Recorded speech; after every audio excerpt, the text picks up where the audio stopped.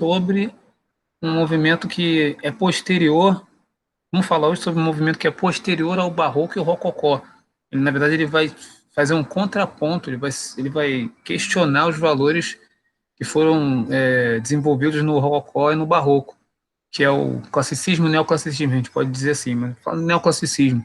Ele vai fazer um retorno até a valores renascentistas, greco-romanos, coisa da harmonia, da beleza.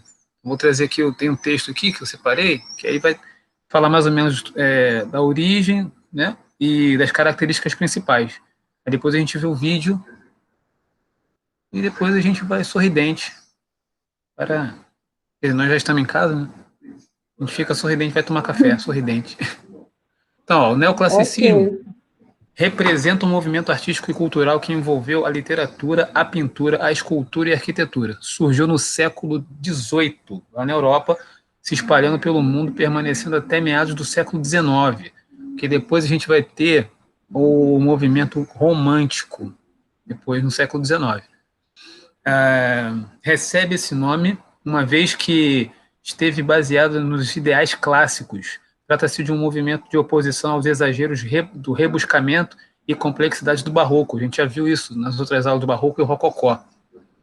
Ele surge após a Revolução Francesa, 1789, o início da Revolução Industrial e no contexto do Iluminismo, chamado Era da Razão. Então se vê que tem várias coisas acontecendo aí no ponto de vista social, né, filosófico, pensamento filosófico, social, teológico, tá, muitas coisas acontecendo. Então as características principais do neoclassicismo: valorização do passado histórico. A gente vai ver aqui a influência no Brasil, aquelas uma valorização do nacionalismo também, né? Influência da arte clássica greco-romana, então uma volta ao pensamento renascentista que tem valores lá greco-romanos, baseado nos ideais iluministas, oposição ao barroco e ao rococó, que eu já falei, temas mitológicos e cotidianos, racionalismo, academicismo e idealismo, harmonia e beleza estética, simplicidade e equilíbrio das formas, uso de proporções, imitação da natureza. Oi, quer falar? Não, não. Ah, Coisa tá. dessa. Porque são características do movimento. Né? A arquitetura neoclassicista foi fundamentada nos ideais clássicos, nas construções erguidas durante o período do Renascimento.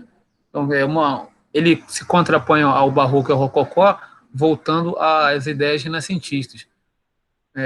A literatura neoclassicista, né, o principal movimento literário alinhado aos ideais neoclassicistas foi o arcadismo. Vocês devem ter estudado isso em português, movimento literário do Sim, arcadismo. Estudaram? sim, sim. Então, está ligado ao movimento classicista e neoclassicista. A literatura nesse período é revelada pela simplicidade na linguagem. Isso acontece através do uso de um vocabulário simples, bem como pela escolha dos temas associados ao cotidiano, natureza e mitologia, que foi o que aparece nas características lá que eu descrevi. Depois eu vou compartilhar esse texto com vocês.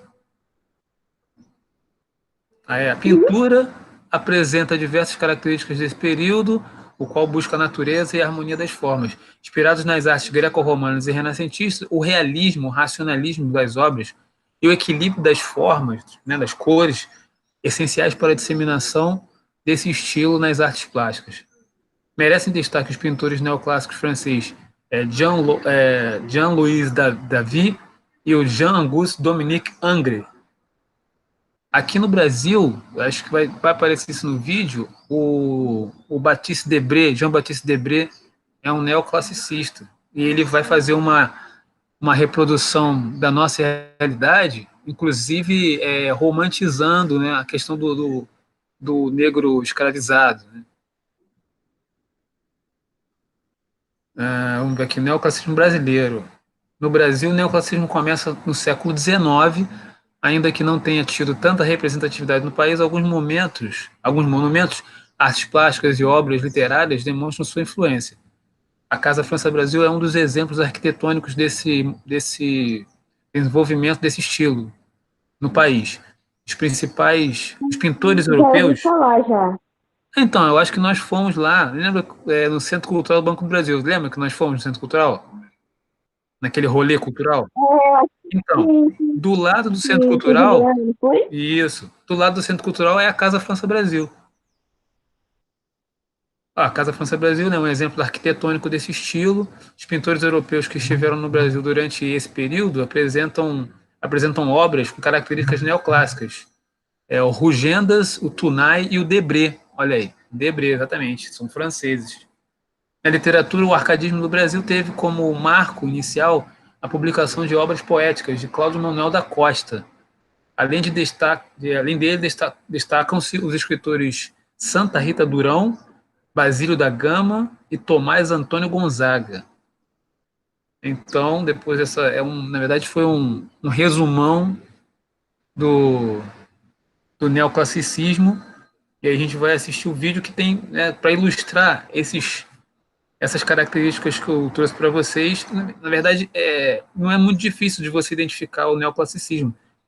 As formas são sempre com harmonia, harmonia entre as formas e entre os elementos da arquitetura, simetria, né? É uma beleza assim que, na verdade, vai fazer contraponto ao exagero do rococó. Não sei se você vai lembrar, Bruno, quando nós fomos lá no Rio, a gente passou por umas igrejas barrocas na 1º de março, que eram muito exagerados, cheio de dobraduras, cheio de, de, de ornamentação. Não sei se você lembra. Aquele estilo era o estilo barroco rococó.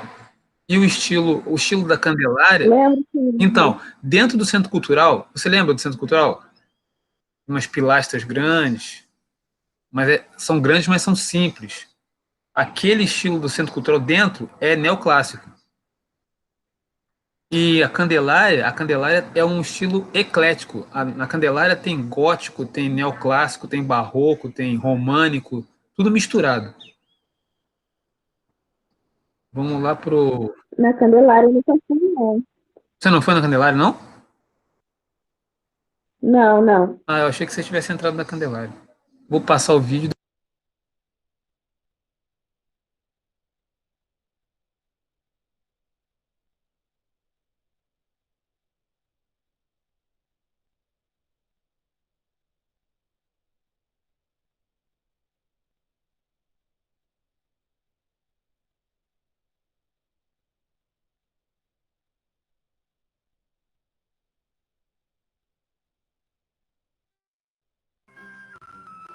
Esse movimento artístico apareceu no Brasil um pouco mais tarde do que na Europa. Em 1816, desembarca no Brasil a missão francesa, contratada para fundar e dirigir no Rio de Janeiro uma escola de artes e ofícios. Nela está, entre outros, o pintor francês Jean-Baptiste Debré, que retrata com charme e humor os costumes e personagens da época. Em 1826 é fundada a Academia Imperial de Belas Artes, futura Academia Nacional, que adota o gosto neoclássico europeu e atrai outros pintores estrangeiros. Na pintura destacam-se Pedro Américo, Vitor Meirelles e George Green.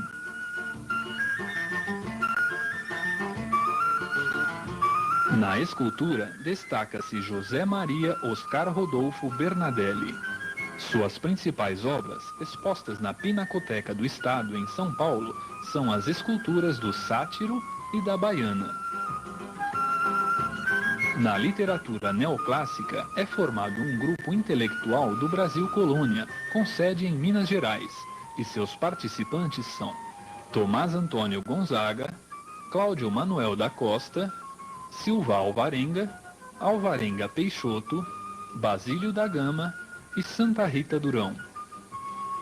Mas a obra literária mais conhecida do neoclassicismo brasileiro é Marília de Dirceu, de Tomás Antônio Gonzaga.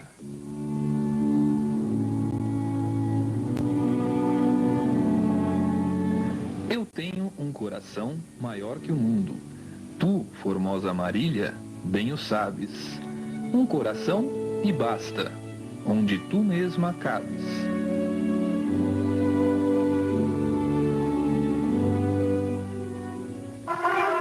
Entre as obras obras musicais desse período está o Hino Nacional Brasileiro, que já teve a sua letra alterada por 3 vezes e foi composto por Francisco Manuel da Silva.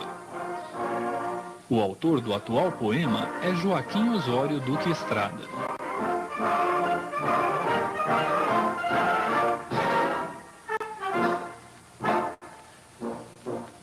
Além dele, temos o Hino da Independência, com letra de autoria de Evaristo da Veiga e música de Dom Pedro I.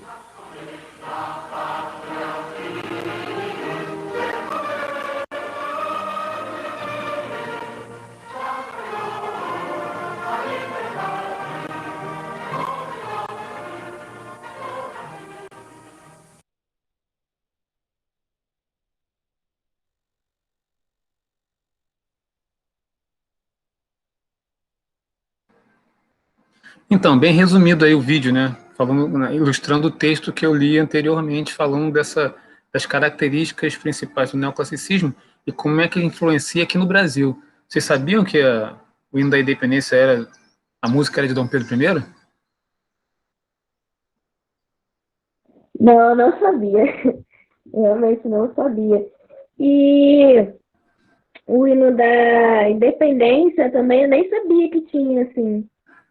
Pois é, foi produzido, né, foi pensado, né, feito nesse período aí é um período que ele também se aproxima do romantismo. Você vê que aquele poema, né, que foi lido, ele também tem áreas de romântico, né? Tem áreas quando o autor se declara, né, para uma amada e tal. Tem essa coisa do romantismo também. Tá com o pé no romantismo, no neoclassicismo, né? Uhum.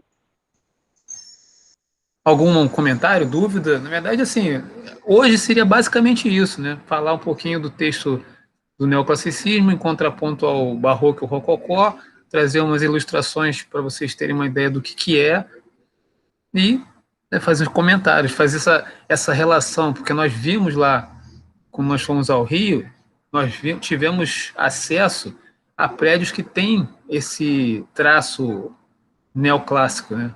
Por exemplo, a Casa França do Brasil. Então, sempre tem uma relação com a nossa realidade, né? Tá na arquitetura carioca, né? Do Rio Antigo. Alguma questão? Não, eu achei legal. Vai fazer nem para quê, Bruno? Eu ainda não sei muito bem o que eu quero fazer. Mas você não teve inscrição já, não? Já fiz a inscrição já. Só que para faculdade eu não sei o que fazer. Antes eu queria direito, mas agora já não sei o que eu quero mais. Acho que direito não é para mim, entendeu? Aí agora eu tô tentando me encontrar ainda, mas Vai encontrar, se Deus quiser. tomara, né? Porque tá demorando. Tá demorando. Vai passar rápido. Então a gente fica assim, não veio mais ninguém, ficou só a gente mesmo. Acho que foi um resumão, deu para. Você sabia do neoclassicismo nesse sentido, não?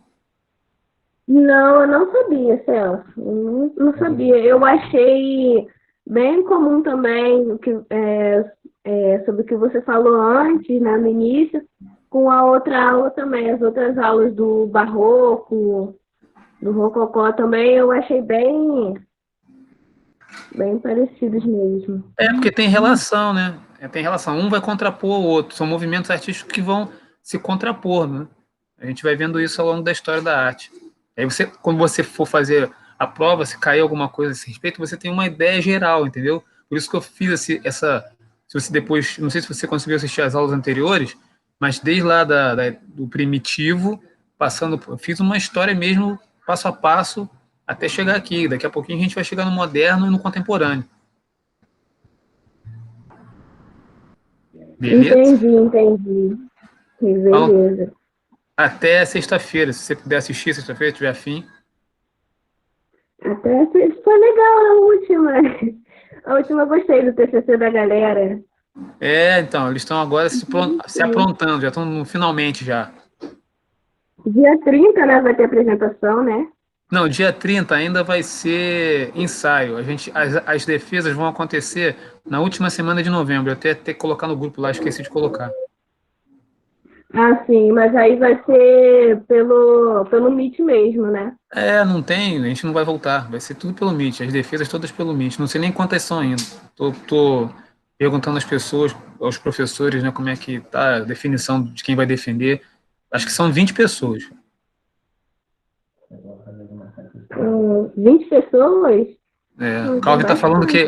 Tô ouvindo o Calvi falar aí. O Carlos tá falando do outro exercício aqui da apostila. Ah, tá. Então, beleza. Sexta-feira a gente se vê então, Bruno. É sexta-feira. Obrigado por ter aparecido aí. Valeu, Calvi. Obrigada a você pela aula. Tchau, tchau. Valeu.